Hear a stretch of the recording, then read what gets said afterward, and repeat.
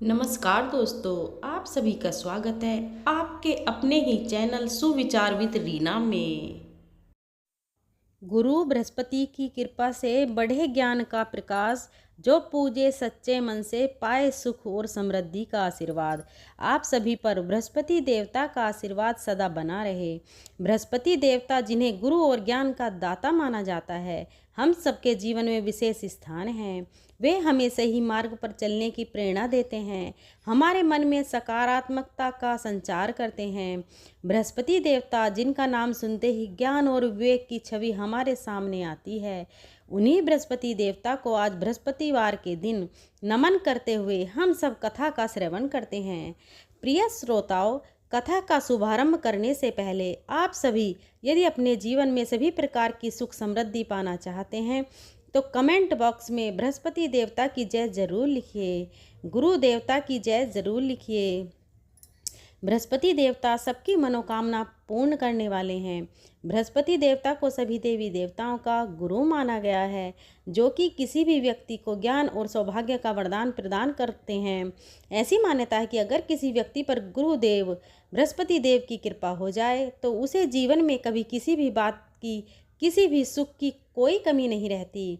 पुराणों में बृहस्पति देव को महर्षि अंगिरा का पुत्र बताया गया है।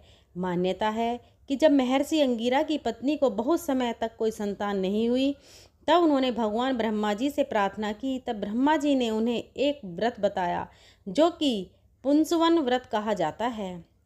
इसके बाद महर्षि अंगिरा की पत्नी ने इस व्रत की पूरी जानकारी श्री सनत कुमार से लेकर अपना पुंसवन व्रत पूर्ण किया, जिसके पुण्य प्रताप से उन्हें एक बहुत ही तेजस्वी संतान की प्राप्ति हुई, जिन्हें ही बृहस्पति के नाम से जाना जाता है। नवग्रहों के श्रेष्ठ बृहस्पति मात्र एक ग्रह नहीं हैं, वरन देवताओं के गुरु भी हैं।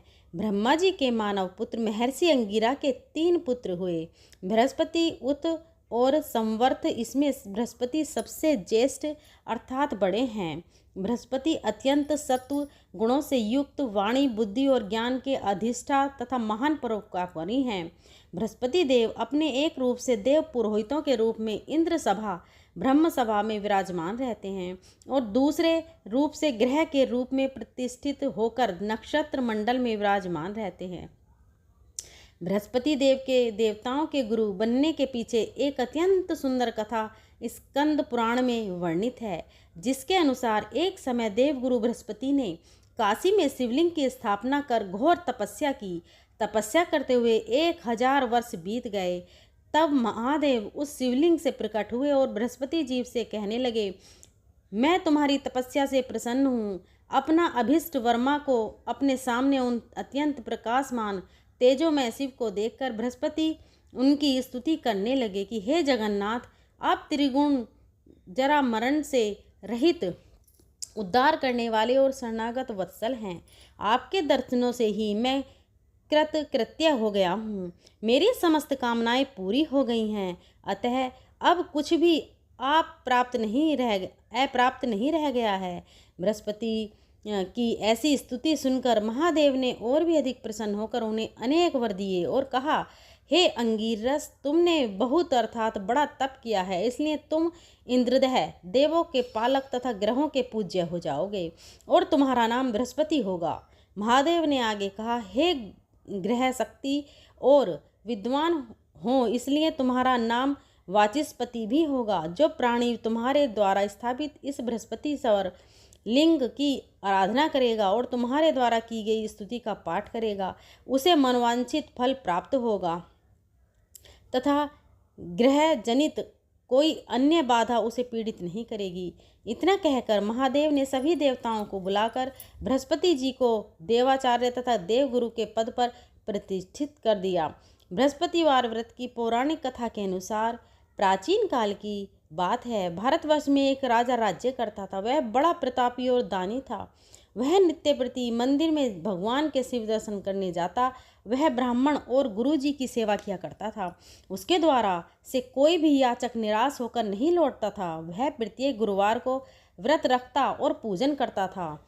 हर दिन गरीबों की सहायता करता था, परंतु यह सब बात उसकी रानी को अच्छी नहीं लगती थी। वो ना तो व्रत करती थी और ना ही किसी को एक भी पैसा देना दान में देती थी, और राजा से भी ऐसा करने को मना किया करती थी। एक समय की बात है कि राजा शिकार खेलने वन में चले गए थे। घर पर रानी और दासी थी। उसी समय बृहस्पति भगवान साधु का रूप धारण करके राजा के दरवाजे पर भिक्षा मांगने आए। साधु ने रानी से भिक्षा मांगी तो वह कहने लगी, हे साधु महाराज, मैं इस दान और पुण्य से तंग आ गई हूँ। इस कार्य के लिए तो मेरे पति ही बहुत हैं। अब आप ऐसी कृपा करें कि हमारा सारा धन नष्ट हो जाए और मैं आराम से रह सकूं। साधु रूपी बृहस्पति देव ने कहा, हे देवी, तुम बड़ी ही विचित्र हो। संतान और धन से कोई दुखी नहीं होता, इसको तो सभी चाहते हैं। पापी भी पुत्र और धन की इच्छा करता है। अगर तुम्हारे पास धन अधिक है तो भूखे मनुष्यों को भोजन कराओ, प्याऊ लगवाओ, ब्राह्मणों को दान दो, धर्मशालाएं बनवाओ, कुआं, तालाब, बावड़ी, बगीचे आदि का निर्माण कराओ तथा कुंवारी कन्याओं का विवाह कराओ और यज्ञ आदि करो। इस प्रकार के कर्मों से आपके कुल का और आपका नाम परलोक में सार्थक होगा और स्वर्ग की प्राप्ति होगी। किंतु रानी साधु की इन बातों से खुश नहीं हुई। उसने कहा, हे साधु महाराज, मुझे ऐसे धन की बिल्कुल आवश्यकता नहीं जो अन्य लोगों को दान दूं, या जिसको रखने और संभालने से ही मेरा समय नष्ट हो जाए। तब साधु ने कहा, हे देवी, अगर तुम्हारी ऐसी ही इच्छा है तो जैसा मैं कहूँ बताता हूँ वैसा तुम करना। बृहस्पतिवार के दिन घर को गोबर से लीपना, अपने केसों को पीली मिट्टी से धोना, राजा से कहना वह दाढ़ी कटवाए, भोजन में मांस, मदिरा, कपड़ा धोबी के यहाँ धुलने देना। इस प्रकार 7 बृहस्पतिवार करने से तुम्हारे सब धन नष्ट हो जाएगा। ऐसा कहकर साधु महाराज रूपी बृहस्पति देव अर्थात अंतर ध्यान हो गए। रानी ने साधु के अनुसार 7 बृहस्पतिवार तक ही करने का विचार किया। साधु के बताए अनुसार कार्य करते हुए केवल 3 बृहस्पतिवार ही हुए थे कि उसकी सारी संपत्ति नष्ट हो गई। भोजन के लिए दोनों समय परिवार तरसने लगा तथा सांसारिक भोगों से दुखी रहने लगा। तब वह राजा रानी से कहने लगा, हे रानी, तुम यहाँ पर रहो, मैं दूसरे देश जाता हूँ, क्योंकि यहाँ पर मुझे सभी मनुष्य जानते हैं, इसलिए मैं यहाँ कोई काम नहीं कर सकता। मैं परदेश जा रहा हूँ, वहाँ कोई काम धंधा करूँगा, शायद हमारा भाग्य बदल जाए। ऐसा कहकर राजा परदेश चला गया। वह वहाँ जंगल से लकड़ी काट कर लाता और शहर में बेचता। इस तरह जीवन व्यतीत करने लगा। उधर राजा के बिना रानी और दासियां दुखी रहने लगीं कि किस दिन भोजन मिलता और किसी दिन जल पीकर ही रह जाती। एक बार रानी और दासियों को 7 दिन तक बिना भोजन के रहना पड़ा। तो रानी ने अपनी दासी से कहा, हे दासी, यह पास ही के नगर में मेरी बहन रहती है, वह बड़ी धनवान है, तो उसके पास जाओ और वहाँ से 5 सिर बेजर मांग ला, और जिससे कुछ समय के लिए गुजर हो जाएगी। दासी रानी की बहन के पास गई। रानी की बहन उस समय पूजा कर रही थी। दासी ने रानी की बहन से कहा, हे रानी, मुझे आपकी बहन ने भेजा है, मुझे 5 सेर बेजर दे दो। दासी ने यह बात अनेक बार कही, परंतु रानी की बहन ने कोई उत्तर नहीं दिया, क्योंकि उस समय वह बृहस्पति देव की कथा सुन रही थी। जब दासी को रानी की बहन से कोई उत्तर नहीं मिला तो वह बहुत दुखी हुई। उसे क्रोध भी आया। वह लौटकर रानी से बोली, हे रानी, आपकी बहन तो बहुत ही घमंडी है, वह तो छोटे लोगों से बात ही नहीं करती। मैंने उससे बहुत बार कहा, लेकिन उसने कोई उत्तर ही नहीं दिया। मैं वापस चली आई। रानी बोली कि दासी, इसमें उसका कोई दोष नहीं। जब बुरे दिन आते हैं तब कोई सहारा नहीं देता, अच्छे बुरे का पता विपत्ति में ही लगता है। अब तो जो ईश्वरी की इच्छा होगी वही होगा, यह सब हमारे भाग्य का दोष है। उधर रानी की बहन ने सोचा कि मेरी बहन की दासी आई थी, परंतु मैं उससे नहीं बोली, इससे वह दुखी हुई होगी। अतः कथा सुनकर और विष्णु भगवान का पूजन समाप्त कर वह अपनी बहन के घर आई और कहने लगी, बहन, मैं बृहस्पतिवार का व्रत कर रही थी, तुम्हारी दासी हमारे घर गई थी, परंतु जब तक कथा होती है तब तक हम लोग ना उठते हैं और ना ही बोलते हैं, इसलिए मैं नहीं बोली। कहो दासी, क्यों गई थी? रानी बोली, बहन, हमारे घर अनाज नहीं था, वैसे तुमसे कोई बात छिपी नहीं है, इस कारण मैंने दासी को तुम्हारे पास 5 सेर बेजर के लिए भेजा था। रानी की बहन बोली, बहन देखो, बृहस्पति भगवान सबकी मनोकामनाएं पूर्ण करते हैं। शायद तुम्हारे घर में अनाज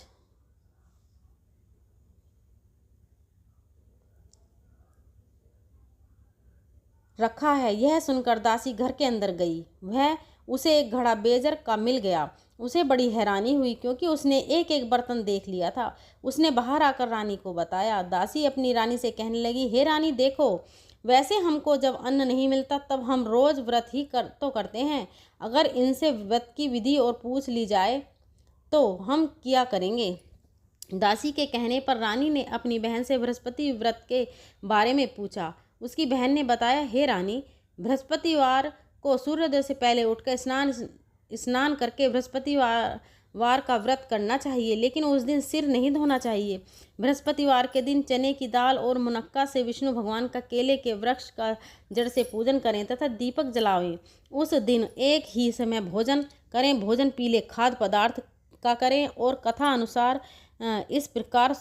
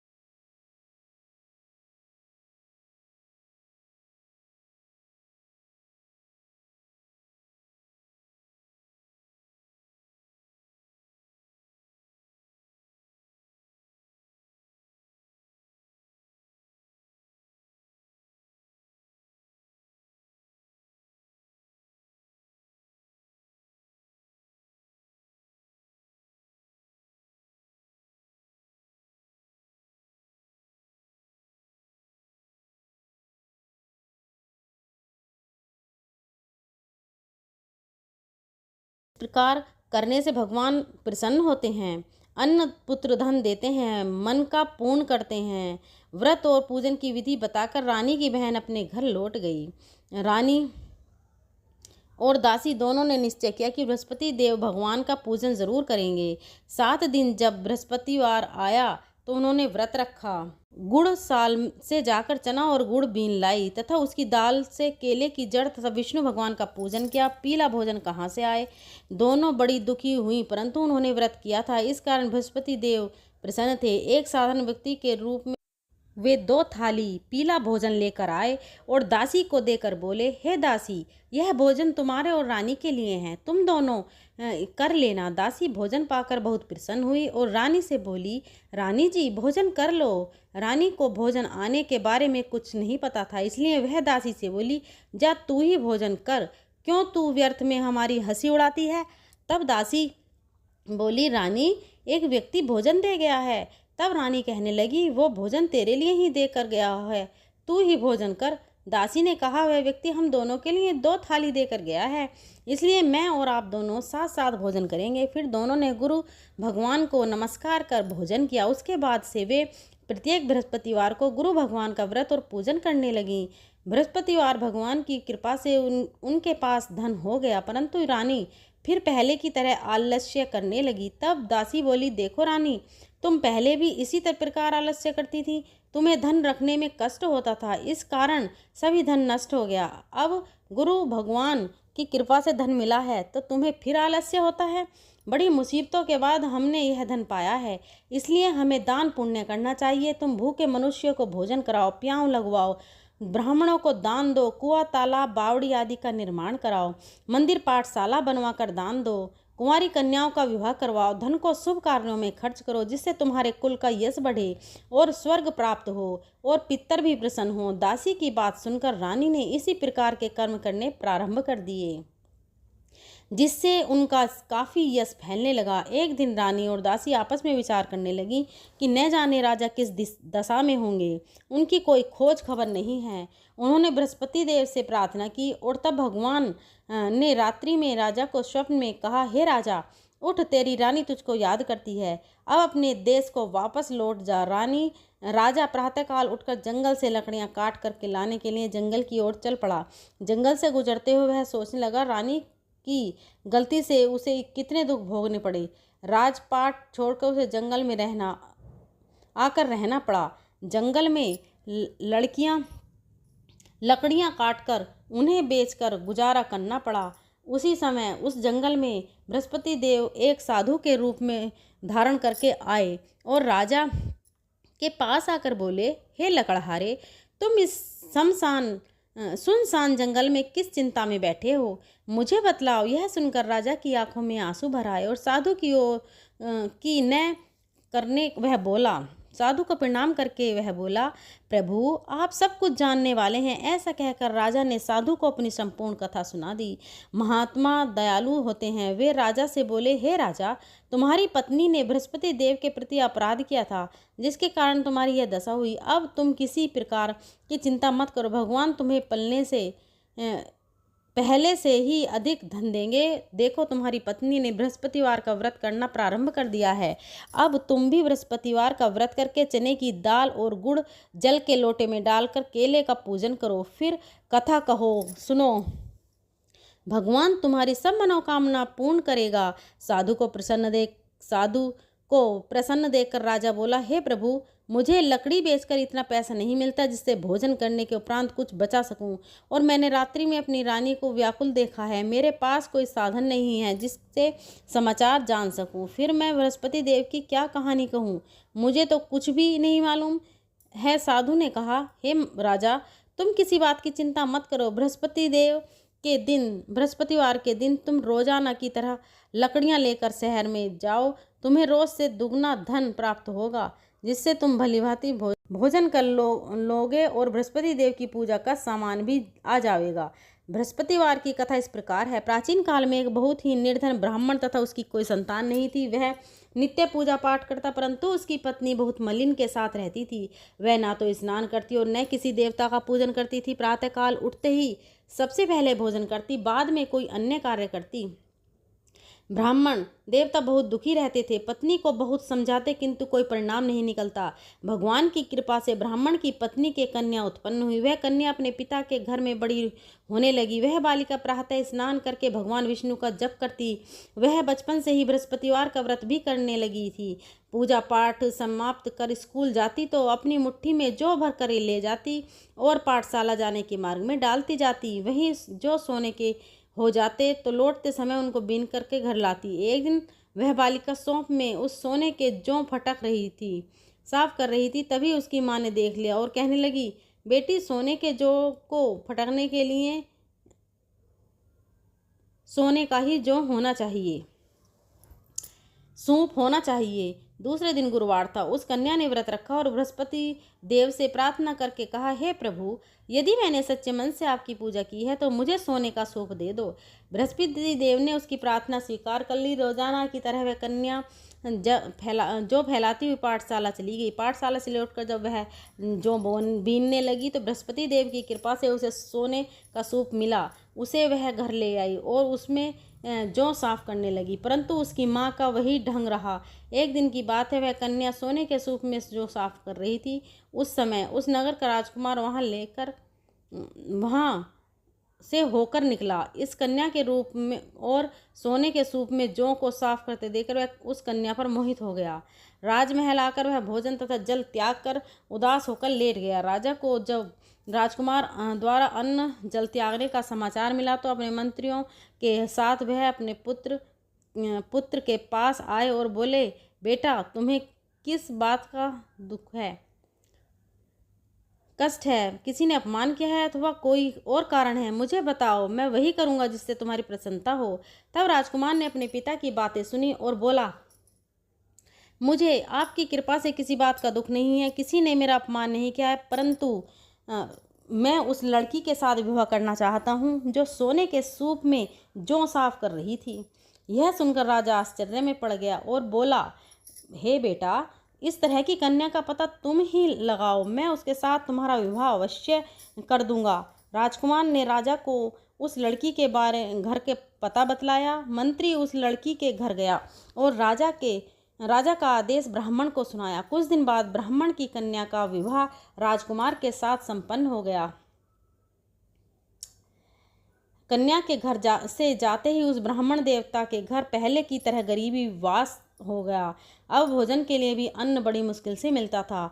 एक दिन दुखी होकर ब्राह्मण अपनी पुत्री से मिलने गया। बेटी ने पिता की दुखी अवस्था को देखकर और अपनी माँ का समाचार पूछा। ब्राह्मण देवता ने सभी हाल कह सुनाया। तब कन्या ने बहुत सारा धन देकर अपने पिता को विदा कर दिया। इस तरह ब्राह्मण का कुछ समय सुखपूर्वक बीता, लेकिन कुछ दिन बाद फिर वही हो गया। ब्राह्मण फिर अपनी कन्या के यहाँ गया और सभी हाल कह सुनाया तो पुत्री कहने लगी, हे पिताजी, आप माता जी को यहाँ लिवा लाओ, मैं उन्हें वह विधि बताऊंगी जिससे गरीबी दूर हो जाए। अब ब्राह्मण देवता अपनी पत्नी को साथ लेकर अपनी पुत्री के पास राजमहल में पहुँचे तो अपनी पुत्री अपनी माँ को समझाने लगी, हे माँ, तुम प्रातः काल उठकर प्रथम स्नान आदि करके विष्णु भगवान का पूजन करो तो सब दरिद्रता दूर हो जाएगी। परंतु उसकी माँ ने उसकी एक बात नहीं मानी। वह प्रातः काल उठकर अपनी पुत्री का बचा जूठा खा लेती थी। एक दिन उसकी पुत्री को बहुत गुस्सा आया। उसने रात कोठरी से सारा सामान निकाल दिया और उसमें अपनी माँ को बंद कर दिया। प्रातः उसमें से निकाला और स्नान आदि करा के पूजा पाठ करवाया तो उसकी माँ की बुद्धि ठीक हो गई। इसके बाद वह नियम से पूजा पाठ करती और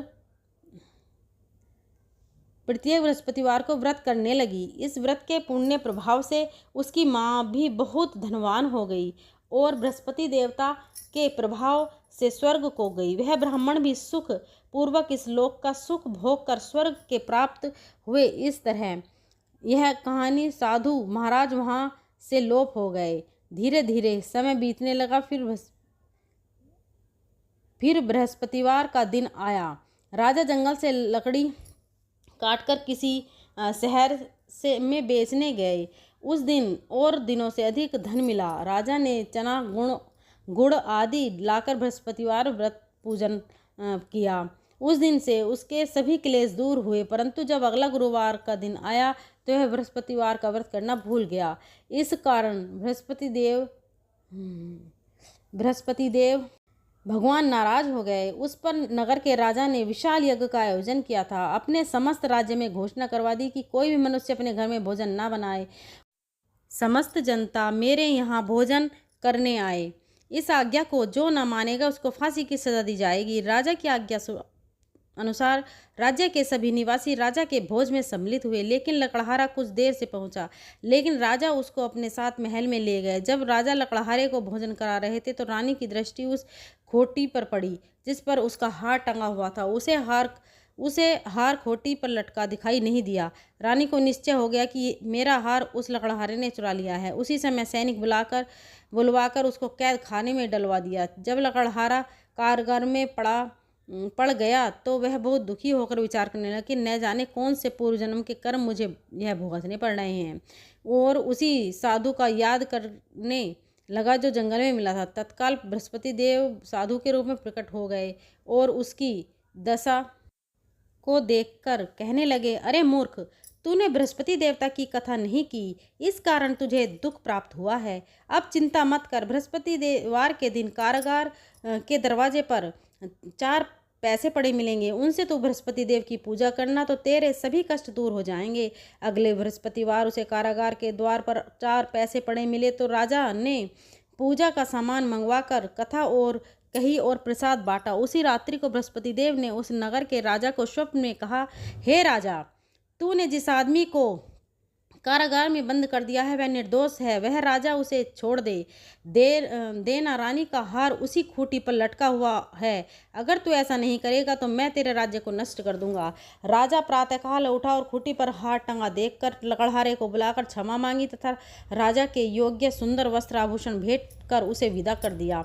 गुरुदेव की आज्ञा अनुसार राजा अब अपने नगर को चल दिया। राजा जब नगर के निकट पहुंचा तो उसे बड़ा ही आश्चर्य हुआ। नगर में पहले से अधिक बाग, तालाब और कुएं तथा बहुत सी धर्मशालाएं, मंदिर बने हुए थे। राजा ने पूछा कि ये किसका बाग और धर्मशाला है? तब नगर के सब लोग कहने लगे, ये सब रानी और दासी द्वारा बनाए गए हैं। राजा को आश्चर्य हुआ और गुस्सा भी आया। जब रानी ने खबर सुनी कि राजा आ रहे हैं तो उसने अपनी दासी से कहा, हे दासी, देख राजा हमको कितनी बुरी हालत में छोड़ गए थे, वह हमारी ऐसी हालत देखकर लौट न जाएं, इसलिए तू दरवाजे पर खड़ी हो जा। रानी की आज्ञा सुनकर दासी दरवाजे पर खड़ी हो गई। जब राजा आए तो उन्हें अपने साथ महल में लिवा लाई। तब राजा ने क्रोध करके अपनी तलवार निकाली और पूछने लगा, बताओ यह धन तुम्हें कैसे प्राप्त हुआ? तब रानी ने बताया, हमें यह धन बृहस्पति देव के व्रत के प्रभाव से प्राप्त हुआ है। आज राजा ने तब निश्चय किया कि 7 रोज बाद तो सभी बृहस्पति देव का पूजन करते हैं, परंतु मैं रोजाना दिन में 3 बार कथा कहा करूँगा तथा रोज व्रत किया करूँगा। तब हर समय राजा के दुपट्टे में चने की दाल बंधी रहती तथा दिन में 3 बार वह कथा कहता। एक दिन राजा ने विचार किया कि चलो अपनी बहन के यहाँ हो आवें। इस तरह का निश्चय कर राजा घोड़े पर सवार होकर अपनी बहन के यहाँ चल पड़ा। रास्ते में उसने देखा कि कुछ आदमी एक मुर्दे को लिए जा रहे हैं। उन्हें रोककर राजा कहने लगा, अरे भाइयों, मेरी बृहस्पतिवार की कथा सुन लो। वे बोले, हमारा तो आदमी मर गया है और इसको अपनी कथा की पड़ी है। परंतु कुछ आदमी बोले, अच्छा कहो, हम तुम्हारी कथा भी सुनेंगे। राजा ने दाल निकाली और कथा कहनी शुरू कर दी। जब कथा आधी हुई तो वह मुर्दा हिलने लगा और जब कथा समाप्त हुई तो राम राम करके वह मनुष्य खड़ा हो गया। राजा आगे बढ़ा, उसे चलते चलते शाम हो गई। आगे मार्ग में उसे किसान खेत में हल चलाता मिला। राजा उससे बोला, अरे भैया, तुम मेरी बृहस्पतिवार की कथा सुन लो। किसान बोला, जब तक मैं तेरी कथा सुनूंगा तब तक के 4 हरैया जोत लूँगा, अपनी कथा किसी और को सुनाना। राजा आगे चलने लगा कि हटते ही बैल पछाड़ खाकर गिर गए और किसान के पेट में बहुत जोर से दर्द होने लगा। उसी समय किसान की माँ रोटी लेकर आई। उसने जब यह देखा तो अपने पुत्र से सब हाल पूछा। बेटे ने सभी हाल बता दिया। बुढ़िया दौड़ी दौड़ी उस घोड़े सवार के पास गई और उससे बोली, मैं तेरी कथा सुनूंगी, तो अपनी कथा मेरे खेत पर ही चलकर कहना। राजा ने लौटकर बुढ़िया के खेत पर जाकर कथा कही, जिसके सुनते ही बैल खड़े हो गए और किसान के पेट का दर्द भी बंद हो गया। अब राजा अपनी बहन के घर पहुंच गया। बहन ने भाई की खूब मेहमानदारी की। दूसरे दिन प्रातःकाल राजा जागा तो देखने लगा कि सब लोग भोजन कर रहे हैं। राजा ने अपनी बहन से पूछा कि ऐसा कोई मनुष्य है जिसे भोजन ना किया हो, जो मेरी बृहस्पतिवार की कथा सुन सके? बहन बोली, भैया, यह देश ऐसा ही है, पहले यहाँ के लोग भोजन करते हैं, बाद में अन्य काम करते हैं।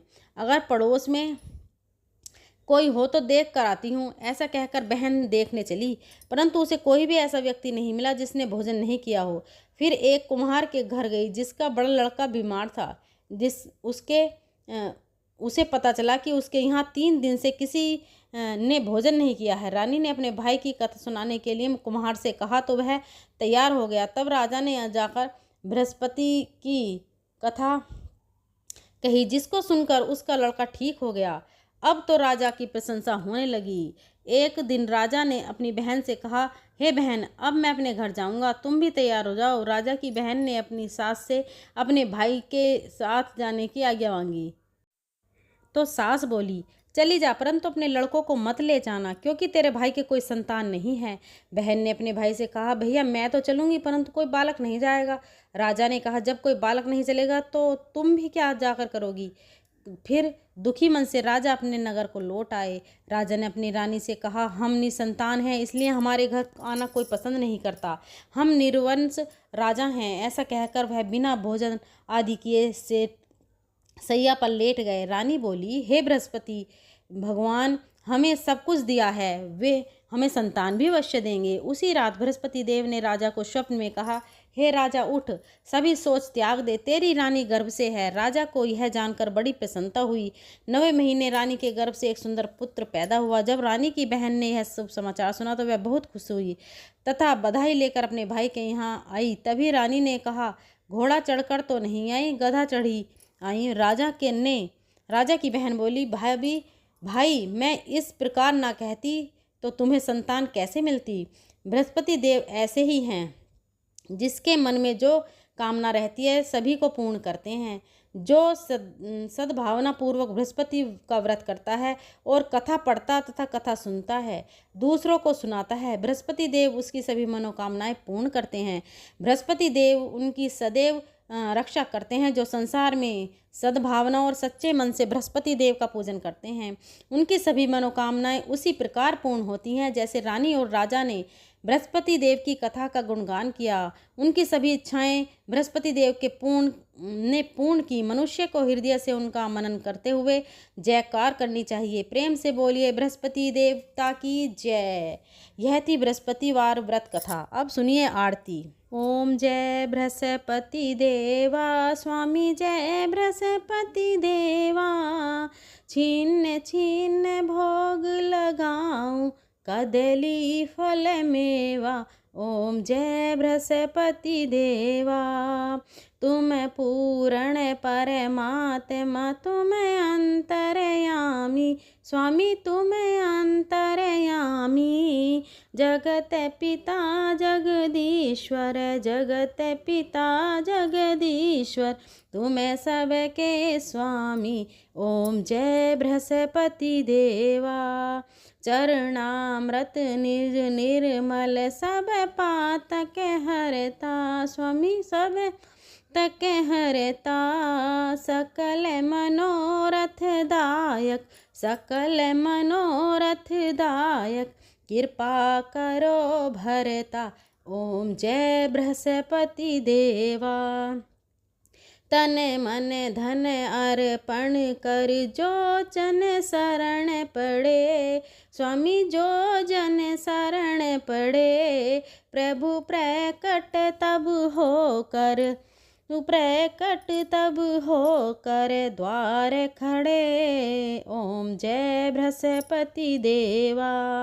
दीन दयाल दयानिधि, भगतन हितकारी, स्वामी भगतन हरि। पाप दोष सब हरता, पाप दोष सब हरता, भव बंधन हारी। ओम जय बृहस्पति देवा। सकल मनोरथ दायक, सब संशय तारो, स्वामी सब संशय तारो। विषय विकार मिटाओ, विषय विकार मिटाओ, संतन सुखकारी। ओम जय बृहस्पति देवा। जो कोई आरती तेरी प्रेम सहित गावे, स्वामी प्रेम सहित गावे। ज्येष्ठ आनंद बंद सो निश्चय ही पावे। ओम जय बृहस्पति देवा। ओम जय बृहस्पति देवा। ओम जय बृहस्पति देवा। छिन्न छिन्न भोग लगाऊं, कदली फल मेवा। ओम जय बृहस्पति देवा। बोलो बृहस्पति भगवान की जय। दोस्तों, अगर वीडियो पसंद आई हो तो लाइक करें, अपने दोस्तों फैमिली में शेयर करें। मिलते हैं ज्ञानवर्धक अगली वीडियो में। जब तक के लिए जय श्री कृष्णा, राधे राधे।